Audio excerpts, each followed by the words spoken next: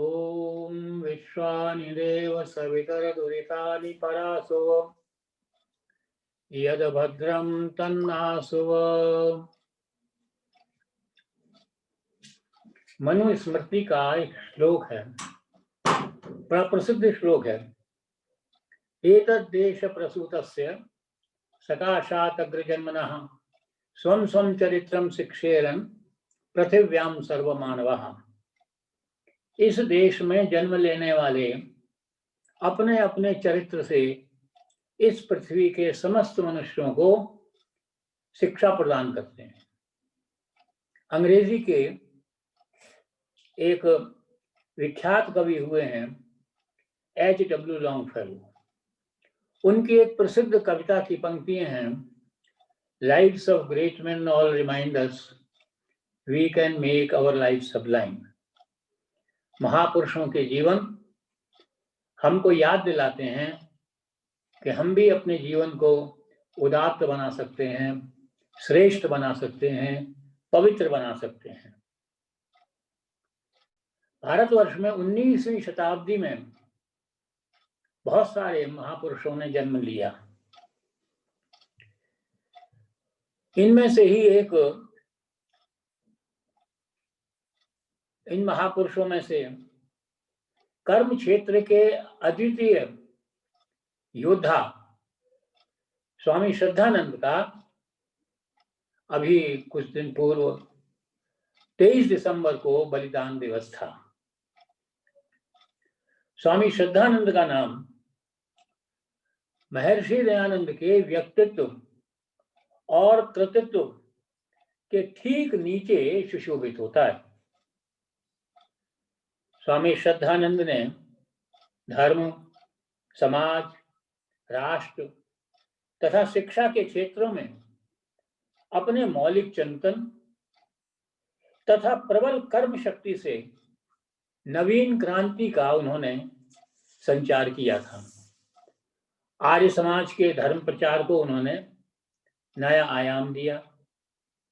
शुद्धि, संगठन और वर्णाश्रम व्यवस्था के वास्तविक पालन पर जोर देकर भारतीय समाज में नव चेतना का उन्होंने संचार किया। देश के प्रति कर्तव्य पालन के भाव ने उन्हें स्वतंत्रता आंदोलन में कांग्रेस का नेतृत्व प्रदान करने की प्रेरणा प्रदान करी। वे व्याख्यान मंच पर दहाड़ने वाले वाकशूर ही नहीं थे, वरन एक आदर्श निर्भीक सन्यासी के बानी की रक्षा करते हुए आक्रामक संगीनों के आगे अपनी छाती खोलने का साहस व क्षमता यदि किसी में थी तो वो स्वामी श्रद्धानंद में थी। स्वामी श्रद्धानंद कर्म क्षेत्र के एक अद्वितीय योद्धा थे, जैसा मैंने कहा, लेकिन इसके साथ साथ तर्क और विवेक की कसौटी से सत्य ज्ञान को परखने वाले विद्वान, लेखक, साहित्यकार तथा पत्रकार भी थे। कर्मठता तथा बौद्धिकता का दुर्लभ समन्वय यदि हमको मिलता है तो वो स्वामी श्रद्धानंद के जीवन में मिलता है।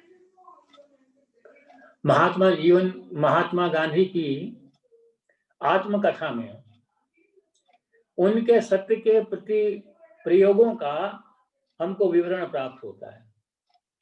इसी प्रकार स्वामी श्रद्धानंद की आत्मकथा दुर्व्यसन तथा पतन मार्ग से विमुख होकर श्रेय मार्ग की ओर चलने की रोमांचक घटनाओं की कहानी है। सामान्य रूप से लोग अपने जीवन की कालिमा को छिपाने का प्रयत्न करते हैं। अपने दुर्गुण, अपने दुर्व्यसन किसी से कहना नहीं चाहते, जाहिर नहीं करना चाहते, किंतु अपने दुर्गुणों, दुर्व्यसनों को ईमानदारी से, निश्चल भाव से उजागर करने का साहस और क्षमता किसी में थी तो स्वामी श्रद्धानंद में थी। उनका जन्म एक अति संपन्न परिवार में हुआ। फिर सोने पे सुहागा कहिए या कड़वा ऊपर से नीम चढ़ा कहिए, उनके पिता एक पुलिस अधिकारी थे। तो इन परिस्थितियों में ऐसे परिवार के किसी भी नवयुवक का पथ से विचलित हो जाना कोई अनहोनी नहीं है। आवारागर्दी उनमें आ गई, मांस खाने लगे, शराब का सेवन करने लगे।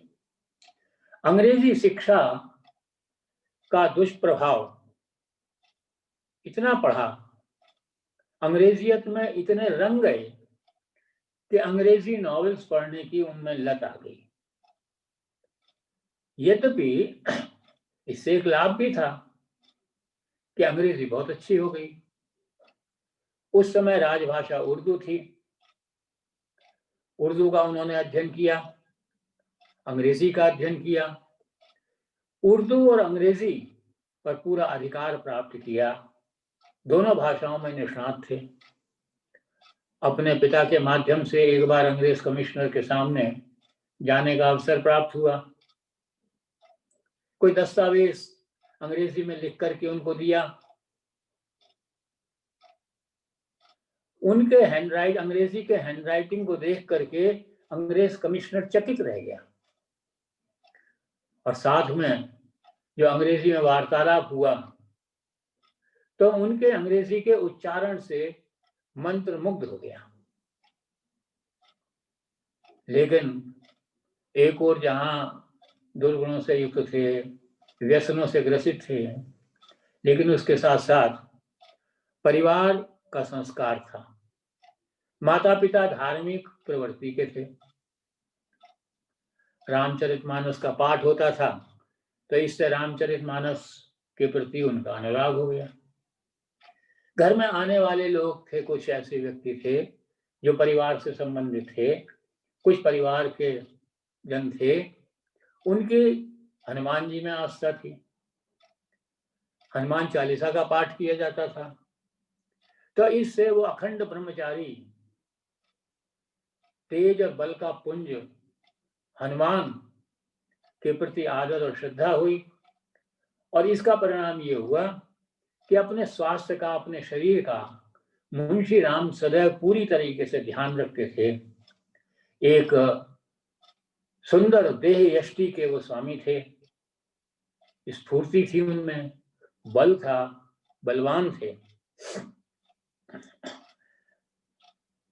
लेकिन इसके साथ साथ इतने सब व्यसन होने के बाद भी मुंशी राम चरित्र में बहुत दृढ़ थे। आजकल हम अखबारों में आमतौर पर ये इसके हत्या के, हिंसा के, बलात्कार के समाचार आते रहते हैं। अक्सर कुछ ही समय के अंतराल में निर्भया की कहानियों की पुनरावृत्ति होती है, और ये अभी नहीं, कई वर्षों से ये बात चली आ रही है। अपराधी पकड़े भी जाते हैं, अदालत में पेश किए जाते हैं, और अदालत ने जब इतने अधिक संख्या के अंदर और इतने भयानक और विभत्स बलात्कार के, हिंसा के जो कांड देखे, तो अभी 3-4 वर्ष पूर्व अदालत को ये निर्णय सुनाना पड़ा कि बलात्कारी यदि अवयस्क है तब भी उससे वयस्कों जैसा व्यवहार होना चाहिए। इस प्रकार के आजकल के पथभ्रष्ट जो युवक हैं, उनके लिए तो युवक मुंशी राम का चरित्र वास्तव में एक प्रेरणा का स्रोत है, एक आदर्श है, उनका मार्गदर्शन करता है। मुंशी राम के जीवन के अंदर जो घटनाएं घटी, जैसे मैंने कहा, एक जगह लिखा हुआ था कि बड़े आवारा किस्म के आदमी थे, युवक थे। एक बार कहीं जा रहे थे एकांत में, दूर देखा एक गुफा के अंदर एक युवती का चीत्कार, उसकी आवाज सुनाई दी, चीख सुनाई दी, जिसमें बचाने की जो है वो पुकार की जा रही थी। मुंशी राम उस तरफ गए तो गुफा के बाहर युवती का हाथ था, किसी तरह से वो उसको पकड़े हुए थी। अंदर से एक बलिष्ठ साधु उसको घसीट रहा था, बलात्कार का प्रयत्न कर रहा था। जैसे मैंने कहा, मुंशी राम बलवान व्यक्ति थे, काफी शक्ति थी उनके, शारीरिक शक्ति के पुंज थे। लेकिन वो जो सन्यासी था, साधु था, वो उनसे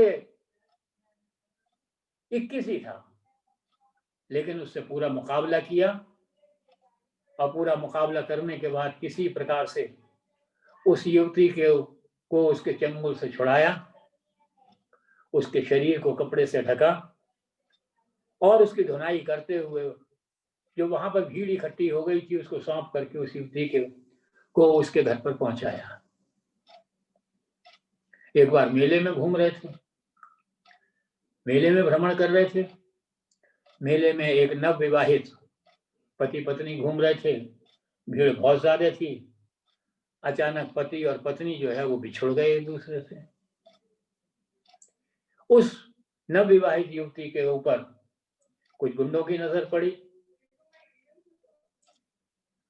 उन्होंने उसका पीछा किया, उसको अपने चंगुल में लाना चाहा। उधर से मुंशी राम गुजर रहे थे।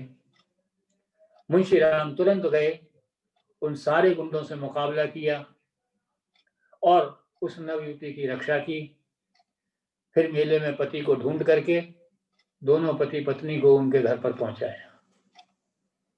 जैसे मैंने कहा, मुंशी राम शराब पिया करते थे। अब जैसे आदमी के गुण होते हैं, जैसे व्यसन होते हैं, वैसे मित्र बन जाते हैं। एक मित्र थे, वो भी शराब, ज्यादातर मित्र दोस्त इनके शराब पीते थे।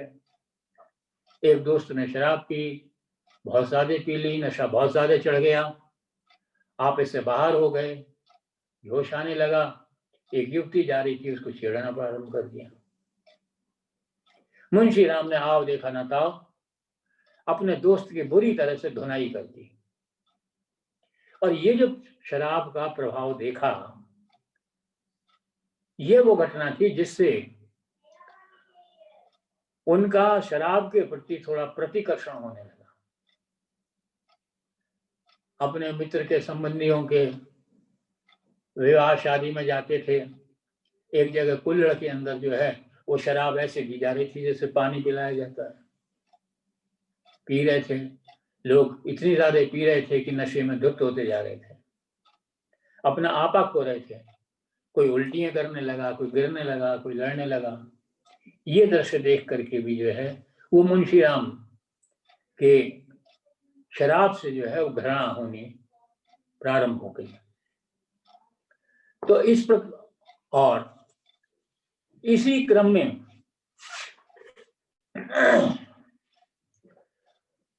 वो घूमते फिरते पिता के साथ बरेली पहुंचे। बरेली में पिता शहर कोतवाल थे। महर्षि दयानंद का बरेली में आगमन हुआ। अब चूंकि वो शहर कोतवाल थे, इसलिए इस कारण से उनके प्रवचन की पूरी व्यवस्था और शांति की जिम्मेदारी का उत्तरदायित्व उनके पिता पर सौंपा गया। तो इस उत्तरदायित्व को निभाते हुए ही मुंशी राम के पिता ने स्वामी जी के प्रवचन को सुना। स्वामी जी के प्रवचन को सुनने के बाद उनसे प्रभावित हुए। अपने बेटे से आकर के कहा कि बरेली में एक वेदों का विद्वान, संस्कृत का ज्ञाता सन्यासी आया हुआ है और मुझे उम्मीद है कि उनसे तुम्हारे प्रश्नों के उत्तर तुमको मिल जाएंगे। मुंशी राम तो अंग्रेजियत में रंगे हुए थे। अंग्रेजी सभ्यता पूरी तरह से उनके ऊपर हावी थी और इस सभ्यता में जो रंगा हुआ होता है उसको संस्कृत के विद्वान अज्ञानी ही लगते हैं। अनपढ़ महसूस करते हैं। और फिर वो भी एक सन्यासी। मुंशी राम ने सोचा, भला एक संस्कृत पढ़ा लिखा आदमी ज्ञानी विद्वान कैसे हो सकता है, मेरे क्या उत्तर देगा। महर्षि दयानंद का जब हम जीवन चरित्र पढ़ते हैं तो ये देखते हैं कि चूंकि महर्षि दयानंद हमेशा सत्य बात कहा करते थे, सत्य कड़वा होता था, झूठी छली कपटी लोगों को बुरा लगता था, तो हर जगह हर स्थान के ऊपर महर्षि दयानंद के खिलाफ षड्यंत्र रचे जाते थे। बरेली में भी एक षड्यंत्र रचा गया, एक अफवाह फैला दी गई कि वेदों का विद्वान, संस्कृत का ज्ञाता, एक नास्तिक जादूगर सन्यासी आया है। जब ये खबर मुंशी राम की मां के पास पहुंची कि नास्तिक जादूगर सन्यासी आया है, तो उनको बहुत डर लगा कि मेरा बेटा तो वैसी नास्तिकता की ओर बढ़ रहा है, कहीं इस नास्तिक जादूगर सन्यासी के चंगुल में न फंस जाए। मुंशी राम ने विचार किया, परिवार के संस्कार थे, सोचा कि पिता ने जब आदेश दिया है तो चला जाता हूं। हालांकि नाउम्मीदी थी, उपेक्षा भाव से चल दिया। तो ये पाश्चात्य संस्कृति होती है, भौतिक संस्कृति होती है, ये भौतिकता के ऊपर आधारित होती है। ये दिखावा बहुत पसंद किया जाता है, चमक दमक को महत्व दिया जाता है। वही मानसिकता मुंशीराम की थी। जब वहां पहुंचे प्रवचन सुनने के लिए स्थान पर, तो उन्होंने देखा कि वहां पर जो है अंग्रेज कमिश्नर बैठा हुआ है, अंग्रेज कलेक्टर बैठा हुआ है, और उस समय जो धार्मिक प्रधान होते थे, अध्यक्ष होते थे धर्म विभिन्न धर्मों के, उनमें सबसे ज्यादा ऊंचा स्थान पादरी को दिया जाता। तो देखा पादरी स्कॉट बैठे हुए हैं और नगर के संभ्रांत व्यक्ति बैठे हुए हैं, विद्वान बैठे हुए हैं। तब मन में एक विचार आया कि कोई बात है तो जरूर, पिता ने जो बात कही है उसमें कुछ तथ्य तो है, जो इतने विद्वान लोग बैठे हुए हैं यहाँ सुनने के लिए। प्रवचन सुना, महर्षि दयानंद का तेज और ओज में चेहरा देखा, बहुत प्रभावित हुए। प्रवचन सुना, प्रवचन से मंत्रमुग्ध हो गए। आगे तो ये स्थिति हुई कि हर प्रतिदिन प्रवचन से पूर्व ही सबसे आगे जाकर बैठ जाते, और प्रवचन के अंत में जब सब चले जाते, जब स्वामी जी भी चले जाते, तब वहां से जाया करते थे। इसी बीच जहां प्रवचन को सुना वहां शंका समाधान किया, ईश्वर के संबंध में बात की, ईश्वर के अस्तित्व की बात की। महर्षि ने तर्क और विवेक के द्वारा उनको समझाना चाहा, तो उन्होंने कहा, स्वामी जी आपके तर्क काटते हैं, आपकी बातें पूरी तरह से मनोवैज्ञानिक हैं, वास्तविक हैं, लेकिन फिर भी मेरा मन नहीं मानता। स्वामी जी मुस्कुराए और कहने लगे, मन तो तब मानेगा जब ईश्वर की कृपा होगी। लेकिन महर्षि के ज्ञान का पूर्ण प्रभाव मुंशीराम पर वास्तविक रूप से पड़ चुका था, किंतु मुंशीराम ने तो वो छली कपटी दंभी बलात्कारी साधु देखे थे। सोचने लगे, जो बात कथनी में है, जीवन कैसा है, दिनचर्या कैसी है, जीवनचर्या कैसी है, ये तो देखा जाए। तो एक मित्र के साथ जो है महर्षि जी का के बारे में पता किया, उनकी दिनचर्या पता की 3:30 बजे महर्षि जी जो हैं वो भ्रमण के लिए जाते हैं, दैनिक कार्य करते हैं, दैनिक कर्म करते हैं और ध्यान लगाते हैं। जो स्थान बताया गया वहां दोनों मित्र सुबह 3:30 बजे से पहले पहुंच गए। स्वामी जी तेजी के साथ निकले। मुंशीराम में स्फूर्ति थी, ताकत था, बल थी, शक्ति थी, तेज चलते थे, लेकिन महर्षि दयानंद जिस तेजी के साथ चल रहे थे, उनका पीछा करने के लिए इनको तेजी के साथ चलना नहीं बल्कि दौड़ना पड़ा, और कुछ समय के पश्चात जो है वो महर्षि दयानंद जो है इनके निगाह से ओझल हो गए। सोचा कोई बात नहीं, कल इस स्थान पर आकर के आगे का देखेंगे। आगे देखी, उनकी दिनचर्या देखी, उनके ध्यान लगाने के तरीका देखा। बस फिर तो पूरी तरह से महर्षि दयानंद के भक्त हो गए।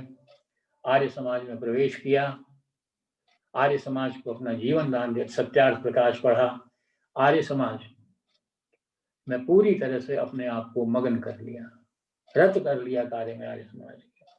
कभी कभी जाया करते थे घर में। एक दिन घर पहुंचे तो देखा कि पुत्रियां गा रही हैं, ईसा ईसा बोल तेरा क्या लगेगा मोल, ईसा मेरा राम रमैया, ईसा मेरा कृष्ण कन्हैया। ये गीत सुना, इस गीत ने मुंशी राम को झकझोर दिया।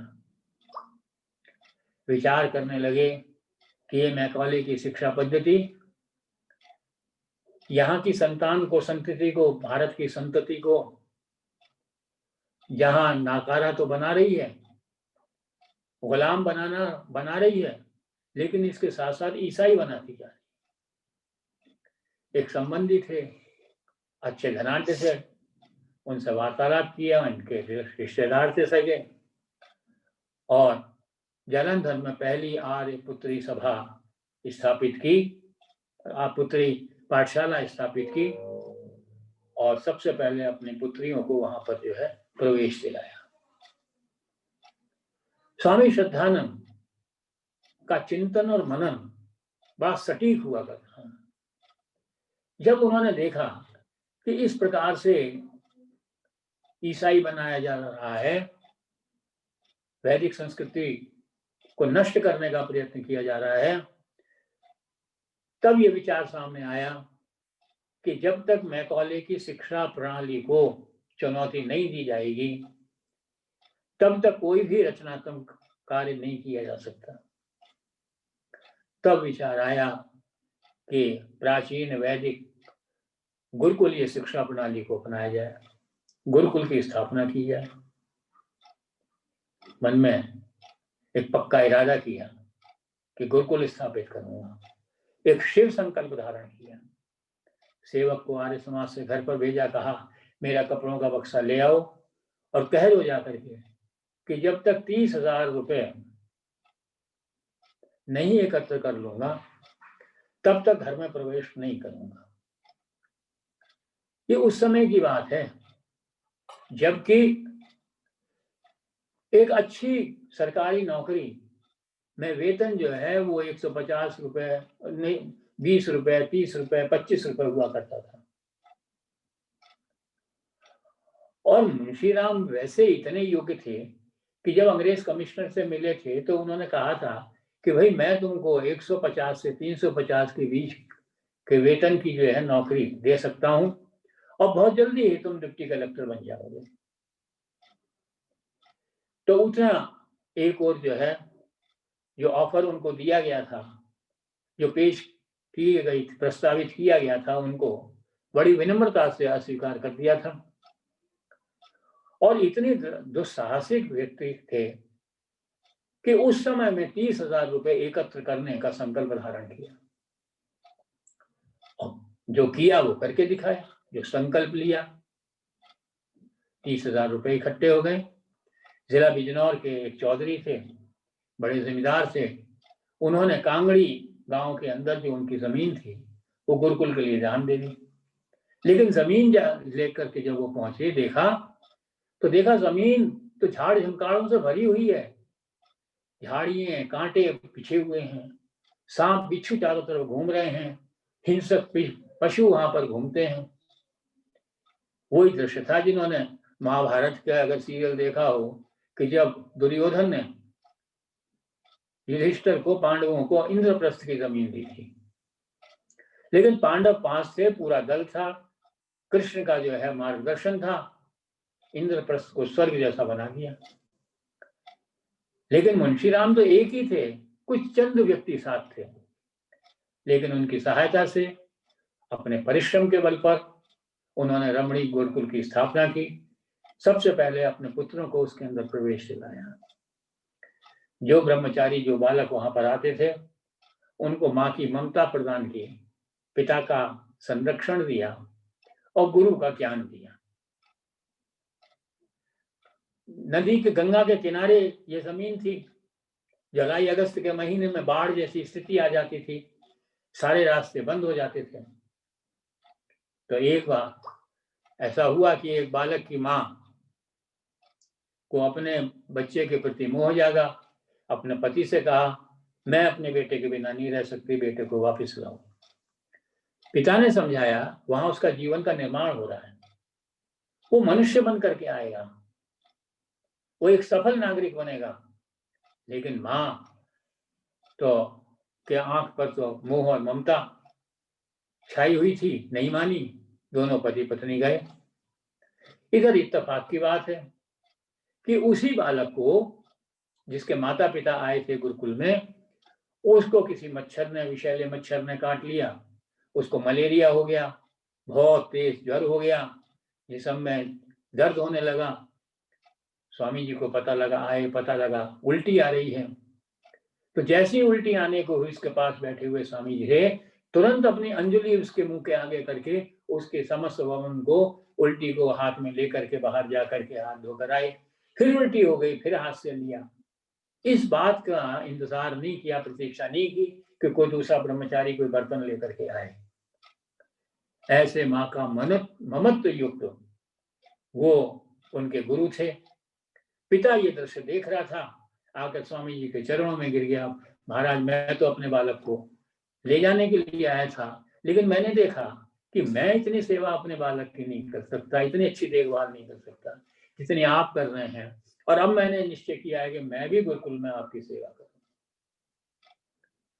तो यह उनका एक माँ का ममत्व था।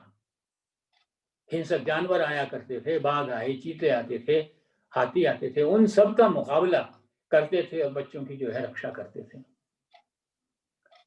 और इतना ज्ञान का प्रसार हुआ कि गुरुकुल की कीर्ति चारों तरफ फैल गई। अंग्रेज कमिश्नर वगैरह आने लगे, देखा, बड़े प्रसन्न होते थे, बड़े प्रभावित होते थे। और इस गुरुकुल की कीर्ति इंग्लैंड तक पहुंची। वाइसराय ने जो है गुरुकुल का पता किया, उसको समझा, और ये इस सारा ज्ञान, सारी बात जो है गुरुकुल की, सारे समाचार जो है गुरुकुल की, वहां इंग्लैंड के प्राइम मिनिस्टर के पास पहुंचे। और उस प्राइम मिनिस्टर ने एक बात कही कि अगर किसी को ईसा मसीह की चित्र बनाना है, ईसा मसीह की तस्वीर बनाना है, तो भारत में गुरुकुल कांगड़ी में जाकर के वहां के आचार्य स्वामी श्रद्धानंद को जाकर के देख लो, ईसा मसीह न चलाएंगे, चित्र बना लेना। इतना प्रभाव था। लेकिन एक फिर वही जो वास्तविकता है कि जहां सत्य होता है वहां बाधाएं आती हैं, वहां षड्यंत्र आता है। स्वामी श्रद्धानंद भी इससे अछूते नहीं रहे। उन्होंने भी जो है, उनके पीछे भी लोग पड़ गए। नतीजा क्या हुआ कि एक अफवाह उड़ा दी गई कि गुरुकुल के अंदर बम बनाए जाते हैं। यह तो सत्य है कि स्वतंत्रता संग्राम में जितने स्वतंत्रता सेनानी गुरुकुल कांगड़ी से निकले, उतने कहीं दूसरी जगह से नहीं निकले। एक बहुत बड़ा केंद्र था स्वतंत्रता सेनानियों का गुरुकुल कांगड़ी। बिजनौर के कलेक्टर आए, उन्होंने स्वामी जी से कहा, मुझे मेरी गुप्तचर ने, मेरी सीआईडी ने मुझे ये सूचना दी है कि आपके यहाँ बम बनाए जाते हैं। स्वामी जी ने जाकर के कहा, अपने एक सेवक को इशारा किया, 2 ब्रह्मचारियों को बुलाया और कलेक्टर महोदय के सामने उन ब्रह्मचारियों को की ओर इशारा संकेत करते हुए कहा, हाँ, मैं बम बनाता हूँ, ये मेरे बम हैं, ये देश के लिए और राष्ट्र की रक्षा के लिए जो है अपने आप को समर्पित कर देंगे, आपके प्राणों को न्यौछावर कर देंगे। इतना जो है आत्म उन्नत करके मैं बच्चों का यहाँ निर्माण कर रहा हूँ। और बड़े गर्व के साथ उन्होंने ये बात कही। उस क्षेत्र में एक सुल्ताना डाकू हुआ करता था, बड़ा दुर्दान था। पुलिस जिससे कांपा करती थी। वो पुलिस जिससे कांपती हो, उसके आगे किसी के जाने की हिम्मत ना पड़ती हो, उसने गुरुकुल पर धावा बोलने का विचार बना लिया।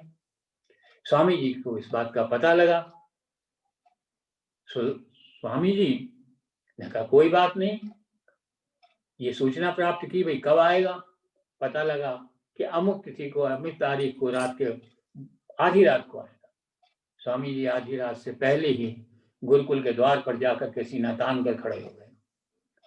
सुल्ताना डाकू अपने घोड़े पर अपने साथियों के साथ आया, स्वामी जी को देखकर बोला, तुम कौन हो? बोले, मेरा नाम श्रद्धानंद है, मैं इस गुरुकुल का आचार्य हूँ, यहाँ का अधिष्ठाता हूँ। तो बोले, तुम्हारी हिम्मत क्या, तुम्हें पता था मैं आ रहा हूँ? हाँ, मुझे पता था, मैं तुमसे मिलने आया हूँ। कि तुम्हारी हिम्मत कैसे हुई? मेरे आगे तो कोई आने की हिम्मत ही नहीं रखता, मैं किसी को जीवित नहीं रखता। स्वामी श्रद्धानंद और सुल्ताना डाकू का जो दृश्य था, लोग कहते हैं बिल्कुल वैसा ही दृश्य था जैसा महात्मा बुद्ध और अंगुलीमाल का दृश्य था।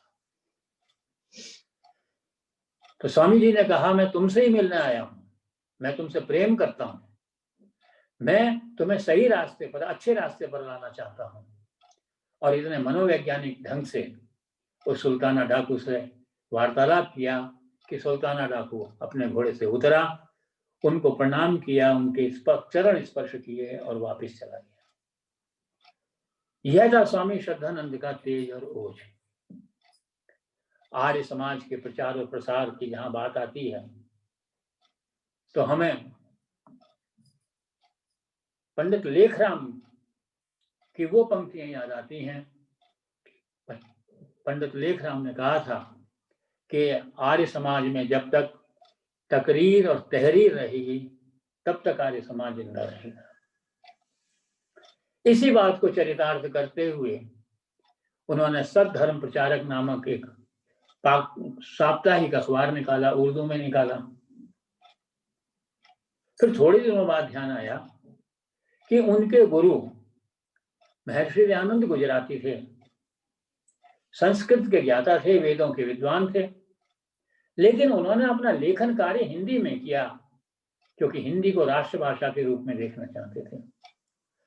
तब ये निश्चय किया कि इसको हिंदी में भी निकाला जाए, तो हिंदी में भी उसका अनुवाद जो है प्रसारित होने लगा। सद्धर्म प्रचारक और अखबार को प्रकाशित करने में अनेकों वित्तीय कठिनाइयां आई, अनेकों बाधाएं उत्पन्न हुई। उन्हीं में एक बार एक और दुर्घटना घटी। स्वामी जी बाहर गए हुए थे, उनके सहायक जो है उनका वो लिखा करते थे, संपादकीय। वहां सनातन धर्म के एक उपदेशक थे जिनका नाम था पंडित गोपीनाथ। वो चारित्रिक दृष्टि से सही नहीं थे, चरित्र अच्छा नहीं था। इस बात का पता लगा तो उनके चरित्र पर आक्षेप करते हुए कुछ पंक्तियां सद्धर्म प्रचारक के संपादकीय के अंदर जो है प्रकाशित कर दी। अब सनातन धर्म में तो बड़े बड़े जो सेठ जो मंदिरों में जाकर के जो है वो धोख दिया करते थे, उन्होंने गोपीनाथ का साथ दिया। उन्होंने स्वामी जी के ऊपर मानहानि का मुकदमा दायर कर दिया। स्वामी जी के पास सम्मन पहुंचा, स्वामी जी दौड़े दौड़े हुए आए। उस पक्ष से अनेकों जो हैं वो बड़े बड़े बैरिस्टर खड़े हो गए, लेकिन स्वामी जी के भी एक संबंधी थे जो इंग्लैंड से बैरिस्ट्री करके आए थे। उन्होंने, तुम्हारा मुकदमा मैं लड़ूंगा। निर्धारित तारीख को वहां पहुंचे, उन्होंने पूछा, मुंशी राम लाओ, क्या मसाला है तुम्हारे पास? मुंशी राम ने कहा, मेरे पास तो कोई भी मसाला नहीं है। कोई बोले, अदालत में सबूत चाहिए, कैसे होगा, ये मुकदमा हार जाओगे। स्वामी जी ने कहा कि मुझे उस परम पिता परमात्मा पर पूर्ण विश्वास है, कभी असत्य नहीं जीतेगा, सत्य ही जीतेगा, ऐसी मेरी धारणा है। और अपने चेहरे पर निश्चिंतता जो है दिखाने लगे। दोनों खड़े हुए थे, हाथ पीछे बंधे हुए थे। अचानक कोई व्यक्ति आया और एक लिफाफा बड़ा सा उनके हाथ में थमा करके भाग गया। वो देखते ही रहे कौन था, क्या दे गया। खोल कर देखा तो पंडित गोपीनाथ के चरित्रहीनता का काला चिट्ठा, उसके सारे सबूत उसमें विद्यमान थे। और हिंदी के अंदर उन्होंने पत्रकारिता को जो है दिया। जैसा मैंने बताया कि राउलेट एक्ट के खिलाफ जब नेतृत्व कर रहे थे, जब उसका चांदनी चौक में गोरखा जो है संगीन तान कर खड़े हो गए। गोलियां चलने वाली थी, स्वामी जी आए, सबसे आगे आके खड़े होकर अपनी छाती खोल करके कहा, इन निहत्तों के ऊपर को क्यों मारते हो, क्यों गोली मारते हो? अगर मारना है तो मेरी छाती पर गोली मारो। और वहां जो सिंहनाद किया स्वामी जी ने, तो उसका परिणाम था कि वो जो अंग्रेज खड़े थे उन्होंने इशारा किया और संगीन नीचे रख गई। और अगर इस प्रकार का कार्य स्वामी जी नहीं करते, इस प्रकार से घोषणा नहीं करते, तो जलियांवाले बाग से पहले ही एक और जलियांवाला बाग वहां पर हो गया होता। हिंदू मुस्लिम भाई भाई की बात तो नहीं कही स्वामी जी ने, लेकिन हिंदू मुस्लिम एकता की बात जरूर कही थी। मुसलमानों के भी उतने प्रिय थे, उतने हर्दिल अजीज थे। मुसलमान उनको कंधे पे बैठा के जुलूस में जो है ले गए और जामा मस्जिद के मिंबर के ऊपर स्वामी जी ने जो है अपना प्रवचन दिया, अपना उद्घोषण किया और वेद मंत्र के साथ किया, ओम त्वमिना पिता वसु तुम माता सत्कृतो विभूतः अघाते तम मही मही। और इस प्रकार से उन्होंने एक जो भूतो न भविष्यति थी, किसी जामा मस्जिद की मिंबर के ऊपर केवल इमाम बोल सकता है, कोई दूसरा धर्म का व्यक्ति नहीं बोल सकता वहां पर। और ये घटना प्रथम थी और अंतिम थी। और वहां से उन्होंने जो है हिंदू मुस्लिम एकता को, स्वतंत्रता संग्राम के लिए एक होने के लिए उन्होंने बात कही थी। और उन्होंने एक शब्द लिया था, हम का मतलब हा से हिंदू, मां से मुसलमान, तब मिलकर के हम बनता है। और हम ही थे हिंदू मुस्लिम एकता के। जिस वक्त जीवन के अंतिम क्षण में जब बीमार पड़े हुए थे, चारपाई से नहीं उठ सकते थे, तो राष्ट्रीय महासभा का अधिवेशन हुआ। स्वागत अध्यक्ष ने उनके पास जो है निमंत्रण भेजा। उन्होंने उस निमंत्रण को जो है के लिए कहा कि भाई मैं तो उठ नहीं सकता, मैं तो चल नहीं सकता। तो उन्होंने एक मैसेज भेजा था वहां पर, on Hindu Muslim unity depends well being future of India. लेकिन कुछ दो घटनाएं हुई। पहली घटना थी कि कांग्रेस के अंदर यह प्रस्ताव लाया गया शौकत अली मोहम्मद अली के द्वारा कि हिंदुओं का एक वर्ग को हिंदुओं ने काट के अलग कर दिया, उनके साथ ना उठते हैं, ना बैठते हैं, ना उनको छूने देते हैं, ना उनको अपने घर कुएं से पानी पीने देते हैं। ये जो दलित कहलाते हैं, इनको आधा आधा बांट लिया जाए, आधे मुसलमान बना लें, आधे ईसाई ले लें, ताकि इनका जीवन यापन सही हो सके। हिंदू इनको नहीं स्वीकारते, इनको अस्पृश्य मानते हैं, इनको कोई इनके कस्टम्स, इनको रिवाज, रीति रिवाज नहीं करने देते। उस समय स्वामी श्रद्धानंद ने दलितोद्धार का बीड़ा उठाया। पूरे भारतवर्ष के अंदर दलितोद्धार एक आंदोलन के रूप में चलाया और इतना तीव्र गति से चलाया कि जो दलितों के मसीहा कहे जाते हैं बी आर अम्बेडकर ने स्वामी श्रद्धानंद की इस संबंध में जितनी तारीफ की जाए वो थोड़ी है। इतनी प्रशंसा की उन्होंने। और इसी दलितोद्धार के लिए वो केवल उत्तर में नहीं, केवल पश्चिम पूर्व में नहीं, दक्षिण तक आए, केरल तक गए। हमारे बेंगलोर में आकर के यहाँ की जो आर्य समाज है वीवी नगर की, वहां ठहरे थे। शायद उसका नाम, भवन का नाम भी श्रद्धानंद भवन रखा गया। तो सारा दलितोद्धार, और कहा कि भाई इनको अपने साथ लो, ये हमारे ही अंग हैं, हमारे साथी हैं, इनके साथ ही खाना है, इनके साथ ही रहना है। और एक आंदोलन का सूत्रपात उन्होंने किया था। दूसरी ओर मुसलमान जो है, तबलीगी जमात जो है प्रारंभ हो गई, जबरदस्ती हिंदुओं को मुसलमान बनाया जाने लगा। मेवात का इलाका जो है सारा मुसलमान बनता जा रहा था, राजपूत बनते जा रहे थे। मलकान राजपूत जो थे वो मुसलमान बन रहे थे। स्वामी जी ने शुद्धि का डंका बजाया और सैकड़ों की संख्या में उन्होंने मुसलमानों को फिर घर वापसी पर लाए, उन्होंने हिंदू बनाया। और उनके इस शुद्धि आंदोलन से महात्मा गांधी नाराज हो गए। उन्होंने कहा स्वामी श्रद्धानंद को शुद्धि बंद कर देनी चाहिए। स्वामी जी ने कहा कि मैं शुद्धि बंद कर दूंगा, लेकिन इससे पहले तबलीगी जमात जो है, इसको तबलीगी का जो कार्यक्रम है ये समाप्त होना चाहिए। महात्मा गांधी श्रद्धानंद से कह सकते थे, लेकिन तबलीगी जमात से नहीं कह सकते थे। शुद्धि का जो है उन्होंने डंका बजाया। उन्होंने समाज सेवा का कार्य किया। जो महर्षि दयानंद का प्रमुख समाज सेवा में नाम आता है वो आता है बाल विवाह का विरोध करना और विधवा विवाह करना। लेकिन कहते हैं charity begins from home. Swami ji तो केवल विधवा विवाह की बात कर सकते थे, स्वयं तो अखंड ब्रह्मचारी थे। स्वामी श्रद्धानंद भी जो है सन्यासी थे और वैसे ग्रस्त थे, तो शादीशुदा थे, बच्चे थे बड़े बड़े उनके। लेकिन उन्होंने अपने मित्र गुरुदत्त को इसके लिए तैयार किया और उनका विवाह विधवा से कराया।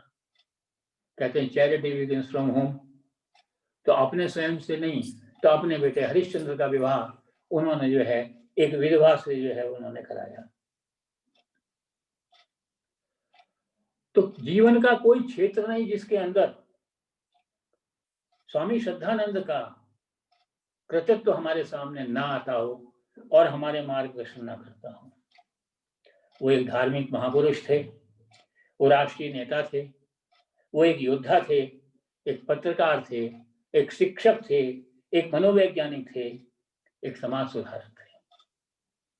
आर्य समाज में आर्य दल में गीत गाया जाता है, उसे करके छोड़े वो जो मन में ठनी हो, निरढ़ हो इरादे का पक्का धनी हो, धर्म रक्षा में जिसकी छाती तनी हो, समझ लो वही आर्य।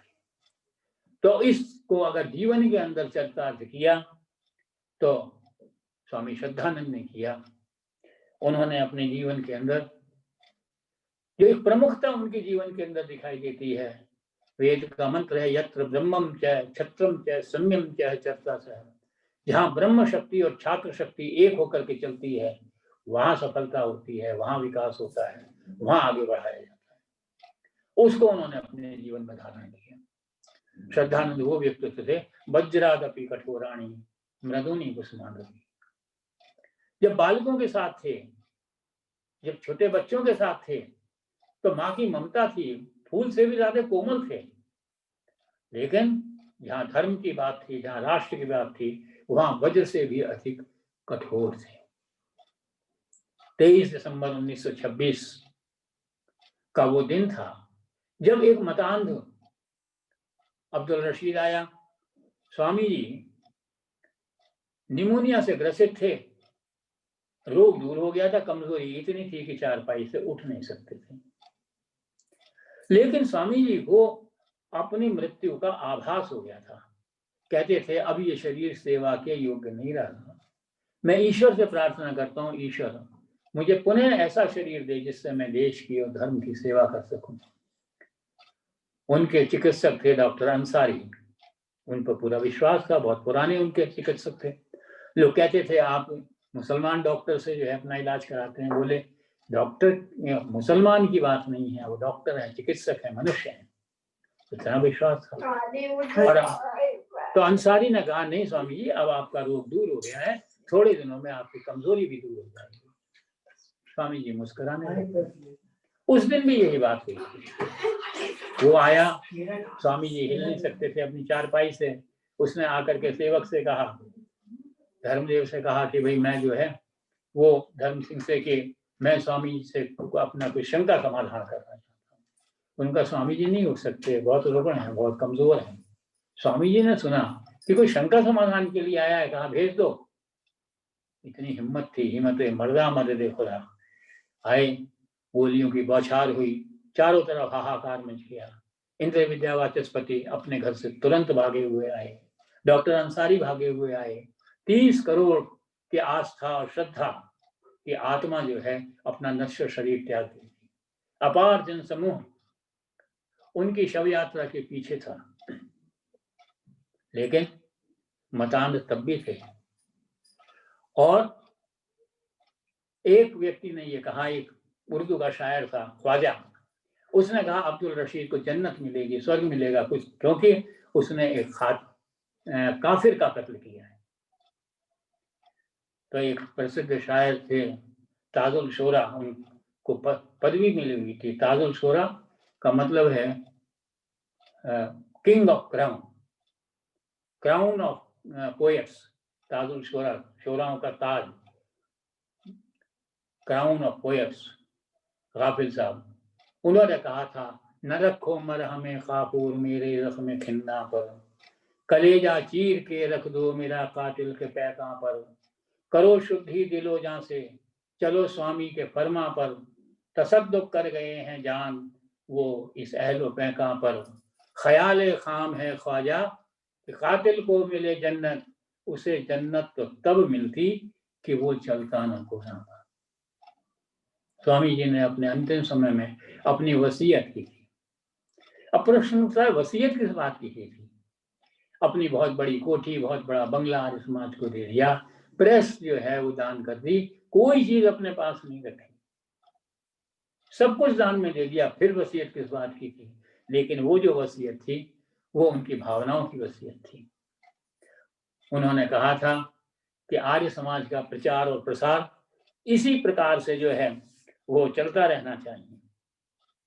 उन्होंने कहा था कि मैं आर्य समाज का इतिहास लिखना चाहा था, पूरा नहीं लिख सका। मैं चाहता हूं कि इंद्र, उनका पुत्र इंद्र विद्यावाचस्पति इस कार्य को पूरा करे। वसीयत का दूसरा बिंदु था उनका कि तेज और अर्जुन जो अखबार हैं, समाचार पत्र हैं, वो उसी भावनाओं के साथ चलते रहें जिस भावनाओं के साथ इनको प्रारंभ किया था और अब तक चल रहे हैं। और तीसरा था गुरुकुल की रक्षा हो। ये तीन वसीयत जो हैं उन्होंने जो है वो करके गए थे। तो गुरुकुल के उत्सव पर पंजाब केसरी लाला लाजपत राय को बुलाया गया। दोनों मित्र थे, लेकिन एक अंग्रेजी शिक्षा से वैदिक प्रचार करने के लिए डीएवी खोले, दूसरे ने गुरुकुल खोले। लेकिन कितनी आपस में मित्रता, कितना मन मिला हुआ था आपस में एक दूसरे का। एक लक्ष्य को प्राप्त करने के लिए रास्ते अलग अलग चुने थे, लेकिन कितना आदर करते थे स्वामी श्रद्धानंद का लाला लाजपत राय, कि उन्होंने जो है उसके ऊपर जो है एक भाषण दिया था और उन्होंने कहा था कि डीएवी से मेरा संबंध एक पिता और पुत्र जैसा है, लेकिन गुरुकुल से मेरा संबंध एक प्रेमी और प्रेमिका का है। ये था दोनों आत्माओं का एक साथ मिलन होना। कौन सी ऐसी दिशा है जिस दिशा के अंदर हमें स्वामी श्रद्धानंद का मार्गदर्शन प्राप्त नहीं होता। बचपन में कुछ कविताएं लिखा करते थे, दो पंक्तियां आज मुझे याद आ रही हैं कि सीधा रास्ता बता दिया तूने, हमको स्वामी जगा दिया तूने,